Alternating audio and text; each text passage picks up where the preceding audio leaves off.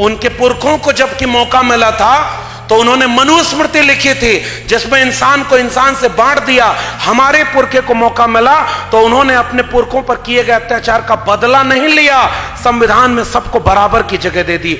एक वोट एक व्यक्ति, एक वोट की एक कीमत होगी। और फिर भी उन्हें अपनाने में आज भी ये भारत के लोग दिल बड़ा नहीं कर पाए। और दावे से कहता हूं कि आप अकेले में बैठकर अपने किसी भी ऐसे मित्र से जिसके जहन में मनुस्मृति है उससे पूछेगा कि अंबेडकर का मतलब क्या है, वो आपको समझाएगा। बहुत बुरे वक्त में हम जा रहे हैं। एक समय ऐसा आने वाला है कि वो ताकतें जो इसे नागपुर से निकल करके ये बात देश को समझा रही हैं कि बुद्ध विष्णु के अवतार थे, कल एक दिन ऐसा आएगा कि अंबेडकर को भी अवतार बना देंगे। क्योंकि देखो अब अंबेडकर फूले पेरियार को मिटा तो नहीं सकते, इसलिए अप्रोप्रिएट कर लेंगे, मूर्ति लगाएंगे वो और आपका वोट लेके जाएंगे आपकी जाति के लोगों को आगे करके।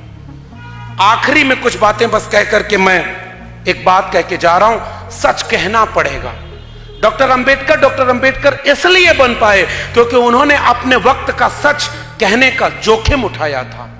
भले ही वो गोलमेज सम्मेलन हो, भले ही यहां की कोई सम्मेलन हो, आमने सामने बैठ करके साफ तौर पे कहते थे कि आप जो लड़ाई लड़ रहे वो हमारे लोगों की मुक्ति के लिए नहीं लड़ रहे।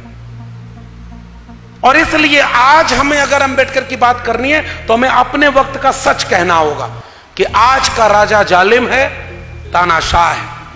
एक कहानी शायद आप लोगों ने सुनी होगी। एक राजा बहुत तानाशाह था, वो उसके डर से उसके राज्य में कोई नहीं बोलता था और उसके जितने दरबारी थे वो चापलूस थे। राजा कुछ भी कहे सब जी हां जी हां। वो जैसे एक किस्सा है ना अकबर बिरबल का, कि बिरबल को बुलाकर अकबर ने कहा कि बैगन बड़ा भला है, तो बिरबल ने कहा हां सरकार, सिर पर ताज धरा है। थोड़ी देर बाद स्विंग हुआ मूड, अकबर बुला के बिरबल से कहते हैं बिरबल बैगन बड़ा बुरा है। बिरबल तुरंत छूटते ही बोला बिल्कुल सरकार, बेगुन नाम पड़ा है। अकबर ने बिरबल से कहा बिरबल तुम्हारा कोई अपना स्टैंड है कि नहीं? मैं कह रहा हूं भला है तो तू कह रहा है भला है, मैं कह रहा हूं बुरा है तो तू उसको भी कह रहा है बुरा है। बिरबल पलट के बोलता है सरकार मैं बैगन की नौकरी थोड़ी ही करता हूं। चापलूसी का यह आलम होता है। और उस कहानी को मैं आज के दौर में जरूर कहना चाहता हूं कि उस राजा के आतंक से चापलूस दरबारी कुछ नहीं बोलते थे और पूरे दरबार में लोग उसकी वाहवाही करते थे। एक बार एक व्यापारी आया, उसने कहा कि सरकार एक ये मैं कारीगर लेके आया हूं, ये एक ऐसा कपड़ा सोने और चांदी के तार से बनाता है कि वो उसे ही दिखता है जो दिल से ईमानदार हो और सच्चा हो। राजा ने कहा ये कपड़ा मैं पहनूंगा, तुम बनवाओ। महीनों की तैयारियां हुई, कपड़ा बनना शुरू हुआ, पूरे राज्य में चर्चा हो गई। राजा के लिए एक ऐसा कपड़ा बनाया जा रहा है जो उसे ही दिखाई देगा जो दिल से ईमानदार और सच्चा होगा। राजा भी उत्सुक था, बीच बीच में जाके कहता था देखो कपड़ा कितना तैयार हुआ। कारीगर बोलता था बहुत मेहनत से बन रहा है, रुकिए थोड़ा और वक्त लगेगा। कुछ दिन बाद कपड़ा तैयार हुआ, राजा वो कपड़ा पहना और पूरे शहर में घूमने निकल गया। सारे लोग जाकर कहते थे कि राजा का कपड़ा कितना अच्छा लग रहा है, राजा का कपड़ा कितना प्यारा है, राजा का इतना शानदार कपड़ा पहना हुआ है। लेकिन असल में वो कोई कपड़ा ही नहीं था, वो अदृश्य कपड़ा था। और पूरे राज्य में राजा ऐसे ही घूमते चला गया, क्योंकि राज्य को ही उसने चापलूसों का अड्डा बना रखा था। वो तानाशाह जिसके खिलाफ कोई सच नहीं बोल सकता था, अपने राज्य के दरबार के आखिरी छोर पर पहुंचता है। एक छोटा सा बच्चा उस राजा को देखकर चीख पड़ता है, ये राजा तो नंगा जा रहा है। वो अकेला बच्चा सच बोला, क्योंकि बाकी लोग या तो चापलूस बन गए थे या उसके जुल्म से, तानाशाह से डर गए थे। और राजा नंगा है ये बात कहने वाला एक छोटा सा बच्चा था। डॉक्टर अंबेडकर आज अगर होते तो कौन सी लड़ाई लड़ रहे होते? मेरे लिए अंबेडकर को याद करने का अर्थ यहां से, आज अगर डॉक्टर अंबेडकर होते तो नई शिक्षा नीति 2020 के तहत इस देश के सरकारी शिक्षक सरकारी कर्मचारी सरकारी स्कूल कॉलेज विश्वविद्यालय को प्राइवेट हाथों में बेचे जाने के खिलाफ आंदोलन में सबसे आगे खड़े होते। आज अगर डॉक्टर अंबेडकर होते तो कोविड के समय जो 3 कानून पास हुए थे, न्यू एजुकेशन पॉलिसी 2020 के बाद किसानों के 3 कानून और श्रमिकों के 3 कानून, इस देश के ट्रेड यूनियन को तो बर्बाद कर दिया गया। श्रमिक अपना कानून नहीं बचा पाए भाई इस देश में। आज अगर श्रमिक 100 लोग इकट्ठे हो जाएं तो व्यापारी के पास ये मौका है कि वो उन श्रमिकों को नौकरी से निकाल सकता है। आप ट्रेड यूनियन नहीं बना सकते। और एक जमाने में इसी महाराष्ट्र में इतनी बड़ी ट्रेड यूनियन हुआ करती थी कि ट्रेड यूनियन के आंदोलन बड़ी बड़ी सरकारों के तख्ते पलट देते थे। ट्रेड यूनियन खत्म हो गया और ट्रेड यूनियन की वकालत करने वाले फूले और अंबेडकर दोनों थे। क्या ये अंबेडकर के सपनों का भारत बन रहा है? इसलिए मैं कह रहा हूं कोविड की आड़ में श्रमिक कानूनों में संशोधन हुआ है, कोविड की आड़ में न्यू एजुकेशन पॉलिसी बदल दी गई है और कोविड की आड़ में 3 कृषक कानून पास कर दिए गए। एक ऐसा डॉक्टर इस देश में बैठा हुआ है जो मरीज को केवल भाषण पिला रहा है कि हम तुम्हारा इलाज कर रहे हैं। किसानों, ये कानून तुम्हारे हित में हम लाए हैं। विद्यार्थी और शिक्षकों, नई शिक्षा नीति तुम्हारे हित में हम ले आए हैं। और तमाम लोग, ये शिक्षा नीति हम तुम्हारे मजदूरों के हित में ले आए। यानी जिसका फायदा किया जा रहा है उसी को समझाया जा रहा है कि भले तुम्हारी बीमारी ठीक नहीं हो रही है, लेकिन मैं भाषण और हर रविवार मन की बात सुना रहा हूं, इससे तुम महसूस करो कि तुम बीमारी से ठीक हो रहे हो और आपकी बीमारी बढ़ती जा रही है। इसलिए डॉक्टर अंबेडकर को याद करना मेरे लिए ऐसे व्यक्ति को याद करना है जिसने इस मुल्क में आइडिया ऑफ इंडिया का ख्वाब देखा था। कबीर साहब ने लिखा है, कबीरा कहे ये जग अंधा। किसके लिए कहा था? हम पढ़े लिखे लोग हैं और मैं एक बात बहुत जिम्मेदारी से कह रहा हूं साथियों, आज की डेट में जिसके हाथ में कलम नहीं, किताब नहीं, दिन भर 90% असंगठित क्षेत्र के लोग जो दिन भर अगर मेहनत न करें तो शाम को उनके घर चूल्हा नहीं जलता, उनको अंबेडकर का पढ़ने का मौका कहां है? उनको यह बात कैसे पता होगी कि भारत का संविधान कैसे बर्बाद किया जा रहा है, कैसे इस देश में दंगा, सांप्रदायिक, मंदिर मस्जिद की लड़ाई के नाम पर शिक्षा, रोजगार बर्बाद किया जा रहा है। फिर जिम्मेदारी किसकी है? जिसके हाथ में कलम और किताब है। फिर जिम्मेदारी किसकी है? जिसने भारत के संविधान का लाभ लिया है। फिर जिम्मेदारी किसकी है? जिसे पता है कि गलत हो रहा है। और अगर हमें पता है कि गलत हो रहा है, फिर भी हम अगर चुपचाप सब होता हुआ देख रहे हैं, तो माफ करिए, हम अपनी जिम्मेदारी पूरी नहीं निभा रहे। आपने हमें बुलाया, इतने बड़े होटल में ठहराया, इतना पैसा खर्च किया, ऐसे कार्यक्रमों की जरूरत है क्योंकि कुछ साल पहले यहां ऐसे लोग का ऐसे कार्यक्रम में नहीं कर पाते रहे। आज वो कार्यक्रम हो रहे हैं और बाबा साहब की जयंती। और एक और बात कह दूं, नागपुर में हूं तो कुछ जोखिम और उठा लेता हूं। कुछ दिन पहले इसी देश में धार्मिक नाम पर रैलियां निकाली गई थी और उत्तर प्रदेश और बिहार में धर्म की रैली में तलवार और त्रिशूल लहराते हुए दंगा कराया गया, कर्फ्यू लगा और कई लोगों की हत्या हो गई। चंद हजार लोग सड़कों पर थे। 14 अप्रैल को इस देश ने दुनिया में करोड़ों लोग सड़कों पर उतरकर शोभा यात्रा और रैली किए।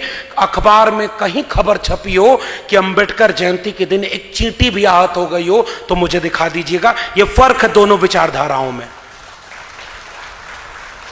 और आज इस देश में धर्म संसद के नाम पर आपके सामने कहा जा रहा है, हिंदुओं तुम खतरे में हो, चाकू तेज करो, तलवार तेज करके अपने घर में रखो। आपके यहां और दक्षिण भारत में कई नेता ऐसे बयान देते हैं, उनके ऊपर कोई मुकदमा नहीं होता। और हम आपसे कहने आए हैं कि चाकू तलवार छोड़ो। हमारे पुरखों के हाथ में कुदाल फावड़ा था, हल की मूठ थी, चमड़ा उतारने वाला हथियार था, खेती किसानी थी। हजारों हजार साल तक उन्होंने वही सब किया, तब जाकर कोई फूले अंबेडकर पेरियार हुआ। हमारे हाथ से कुदाल फावड़ा हटा, कलम और किताब आई। मैं आपसे कहने आया हूं, ये चाकू तेज करने वालों को चाकू तेज करने दीजिए। इस देश के 90% घरों में कलम तेज करके पहुंचा दीजिए। आइडिया ऑफ इंडिया बन जाएगा, अंबेडकर के सपनों का भारत बन जाएगा। हमारी लड़ाई कलम और किताब की लड़ाई है। डॉक्टर अंबेडकर, फूले, पेरियार, बिरसा मुंडा, जयपाल सिंह मुंडा, अब्दुल कयूम अंसारी, आसिम बिहारी, भगत सिंह, इन सब में से किसी के हाथ में कोई हथियार इस तरह नहीं था। भगत सिंह से पूछा गया कि आपने बम क्यों फोड़ा, उन्होंने कहा बहरों को सुनाने के लिए धमाके की जरूरत होती है। और हमारे लोगों ने कलम और किताब से हमारी आने वाली पीढ़ियों का मुस्तकबिल लिख दिया है। माफी के साथ कह रहा हूं, वो मुस्तकबिल अब बर्बाद किया जा रहा है। मैं पॉलिटिकल बात नहीं करना चाहता था, लेकिन मैं जानता हूं कि पूना पैक्ट कराने वाले डॉक्टर अंबेडकर के सामने जब गांधी अनशन पर बैठ गए, डॉक्टर अंबेडकर रोए थे, हमारे लोगों का अधिकार छिन गया। गांधी ने भरोसा दिलाया, हम रिजर्वेशन दे देंगे, आपके लोग संसद और विधानसभाओं में जाएंगे। डॉक्टर अंबेडकर ने कहा कि यह कोई बहुत महत्वपूर्ण बात हमारे लिए नहीं है। फिर यह बात कब समझ में आई? बहुत सालों बाद, जब डॉक्टर अंबेडकर का एक वारिस इसी महाराष्ट्र में नौकरी कर रहा था, नौकरी छोड़ करके उत्तर भारत में सामाजिक आंदोलन करता है और जीवन में एक ही किताब लिखता है, चमचा युग। तब उन्होंने कहा 1932 के बाद इस देश में केवल चमचे पैदा हुए। कांशीराम, और उन कांशीराम ने एक बहुत महत्वपूर्ण बात कही है। इस सभागार में नौजवानों की संख्या कम है, फिर भी जितने हैं मैं उनको एक वाक्य कह रहा हूं। कांशीराम साहब ने लिखा कि जिन्हें जवानी में चमचागिरी की लत लग जाती है, उनकी सारी उम्र दलाली में गुजर जाती है।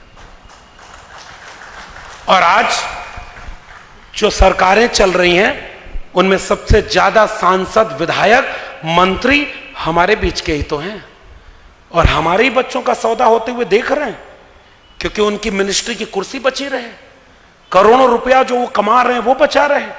कोई ईडी सीबीआई उनके घर न भेज दी जाए। महाराष्ट्र के लोगों, अभी बहुत दिन नहीं बीता, पूरी की पूरी पार्टी तोड़ करके सरकार गिरा दी गई। कहां लोकतंत्र बचा है? जो बोलेगा वो मारा जाएगा।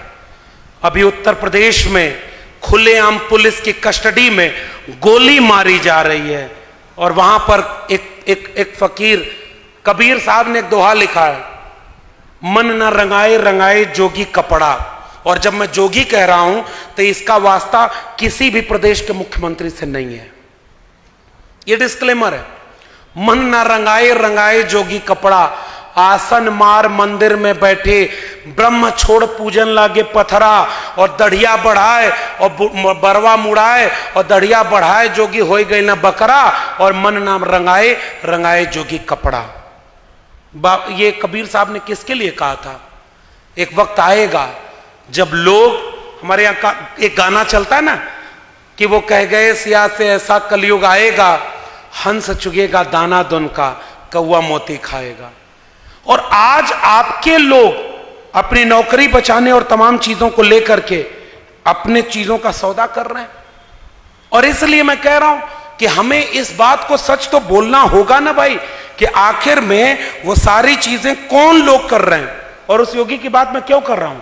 उत्तर प्रदेश में शिक्षक भर्ती घोटाले के लिए जो विद्यार्थी आंदोलन कर रहे थे, उनके ऊपर लाठी चलवाई गई, मुकदमा किया गया, और जो शिक्षा मांग रहा है उसको जेल डाला जा रहा है, और जो कांवड़ होने जा रहा है उसके ऊपर हेलीकॉप्टर से फूलों की बारिश की जा रही है। इसी दिन रात के लिए आपने इन्हें मुख्यमंत्री चुना या हमने चुना?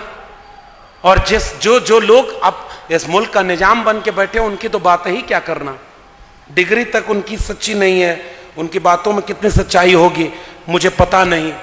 और इसलिए मैं एक बात कह रहा हूं, ये लोग बहुत मेहनत करते हुए दिखते हैं। उनके भक्त कहते हैं कि अरे भाई, प्रधानमंत्री जी 18 घंटे काम करते हैं, दिन रात मेहनत करते हैं। एक बार जंगल के जानवरों ने मिलकर बंदर को अपना राजा चुन लिया।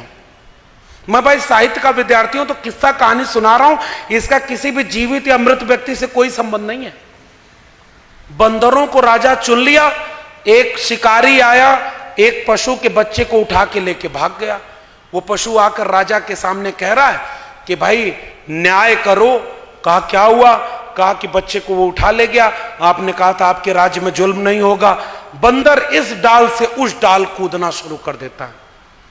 वो कहती है, वो लोमड़ी कहती है कि भाई मेरे बच्चे को बचाओ। तो बंदर कहता बिल्कुल रुको, अभी मैं मेहनत करता हूं। फिर उस डाल से इस डाल, इस डाल से उस डाल, पूरा कंटिन्यू दौड़ता रहा। थोड़ी देर बाद वो लोमड़ी पूछती है कि यार आप न्याय कैसे करोगे? कब बंदर बोलता है न्याय की बात छोड़ो, मेरी मेहनत में कोई कमी रह गई हो तो बताओ।